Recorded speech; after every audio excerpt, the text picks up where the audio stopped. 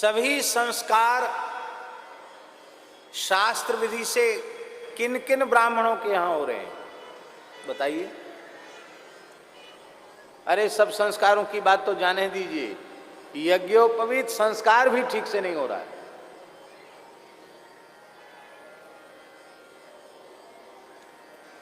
यहां तक हमारे ग्रंथों में लिखा है,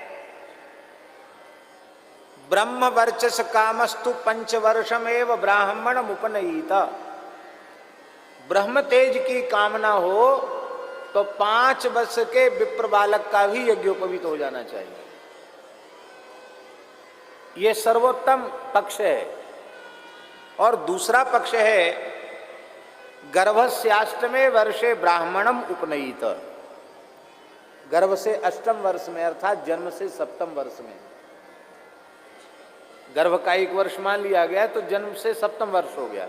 7 वर्ष की आयु में ब्राह्मण बालक का यज्ञोपवीत संस्कार होना चाहिए। ठीक इसी प्रकार क्षत्रिय में विशेष बल का आधान हो, वो एक प्रतापी शासक बने ऐसी कामना हो,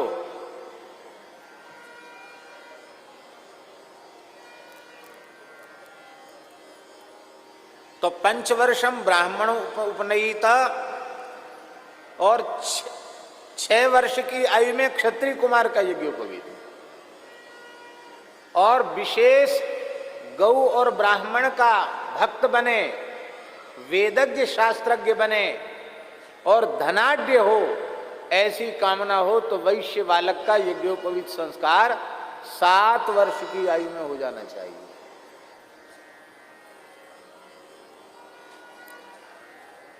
अब ब्राह्मण क्षत्रिय वैश्य द्विजाति में तो जनेऊ हो ही नहीं रहा है। ब्राह्मणों की स्थिति ये है कि विवाह में जनेऊ का नाटक किया जाता है। जनेऊ नहीं, जनेऊ का नाटक।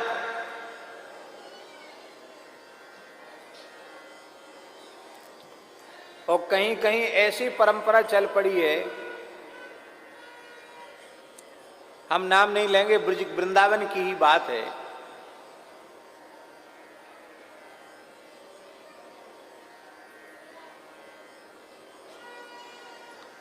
ब्रज में भी ये स्थिति है। जमुनापल्ली पार के एक गांव का ब्राह्मण, सनाढ्य ब्राह्मण,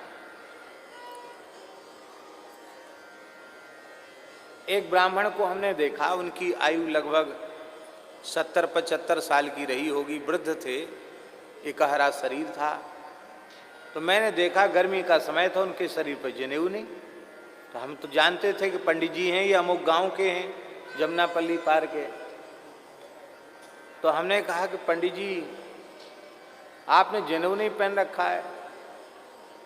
तो ब्रजवासी हों। वो बाबा आपे पतो ना है, या को ब्याह ना है भयो।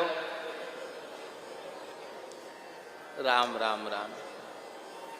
ब्याह नहीं हुआ तो 70-72 साल की उम्र में जनेऊ भी नहीं।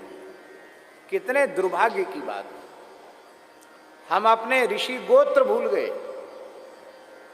क्या गोत्र है? बोले हम तो उपाध्याय हैं। उपाध्याय कोई गोत्र होता है क्या? जैसे साधुओं की टकसार होती है, ऐसे ब्राह्मणों की भी टकसार होती है। तब पता चलता है कि हाँ ब्राह्मण है कि नहीं।